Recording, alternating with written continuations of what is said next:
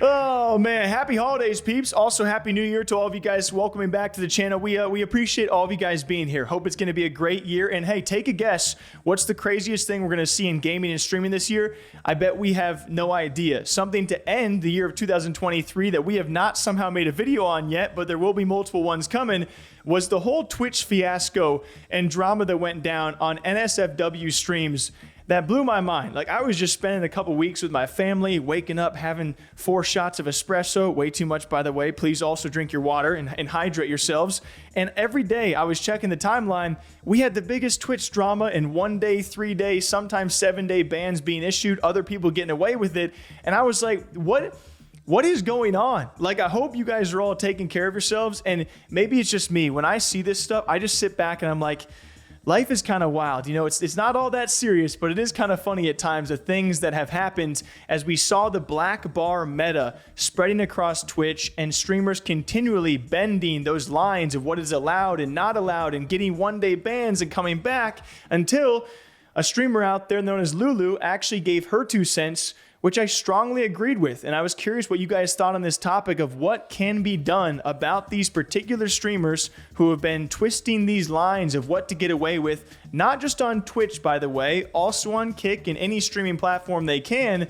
What can they really do to fight against this? But in particular, Lulu being a Twitch streamer, she focuses on what Twitch can actually do. As she said, if Twitch is going to allow this content, then it needs an NSFW page that requires your account to verify age via ID like other sites. It shouldn't appear in any other category or recommended pages. Any and all sexual content should be behind an age-verified page. And this is something that's been long talked about, as well as Twitch with a recent update saying you had to properly label your streams, which also meaning if you were labeled in certain categories, you would not be featured on the homepage or the recommended tab. It seems to be a bit finicky as some people are not properly labeling themselves, thus they can still be in those certain sections they're not supposed to be in. And I've certainly seen it on my recommended content being mislabeled as well. Obviously, it's in early days, early weeks of that, so hopefully they get it fixed in the future. But before, especially the last month or so, it's been a huge issue of these NSFW streamers showing up anywhere and everywhere on the platform, causing other people to say, why does Twitch not just spark up a different website? Like, if they want adult content, just do a Twitch After Dark, separate the advertisers, make it its own brand name, just call it After Dark. If you want an adult website, because that's where a lot of these streaming platforms seemingly are going, just do that instead. It seems like the diehard Twitch streamers who are doing actual content, they're like, hey, can we separate this? Or at least some of them believe, let's just get them off Twitch or just a different website associated with Twitch, right? Something maybe has to be done. And she responded saying, I'm all for getting your bag and people choosing what to do with their bodies, but this is not what should be displayed all over Twitch for everyone and anyone to see.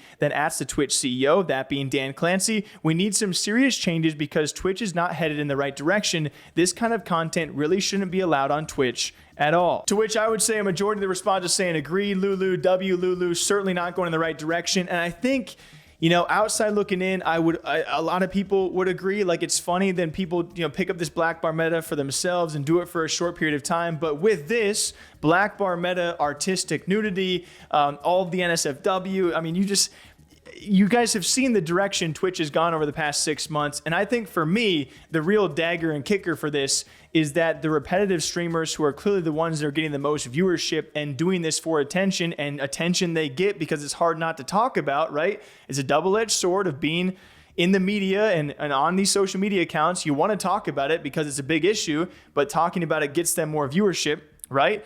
Is that they come away with a 1-day ban, maybe a 3-day ban. And some of these streamers have 6, 7, 8 total bans on Twitch, but nothing escalates. They do the same offense, they get the same ban, and they come back bigger than ever 24 hours or less later. How does Twitch expect this to even stop? Like, you're not even placing proper punishments. But I guess finally, we've been covering Twitch for 5 years.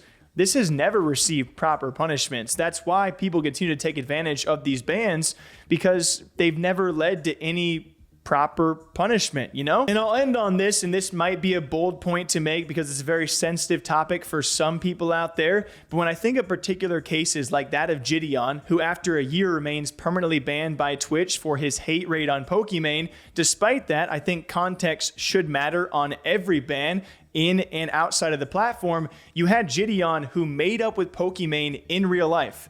She forgave him in real life for those actions, and yet a year later, he remains permanently banned. You then have these particular streamers who have been banned for 8 times with the same offense of some sort of altercation or nudity, or you guys know what I mean, 8 bans, all 1 or 3 day bans, leading to no 30-day ban, no 6-month ban, no permanent ban.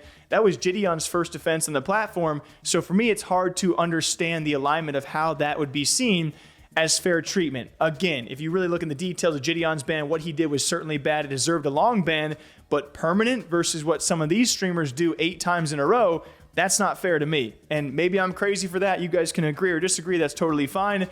But I just think Twitch has gone in this direction for so long, it finds itself in a very difficult circumstance of actually issuing punishments when now these streamers get so many views.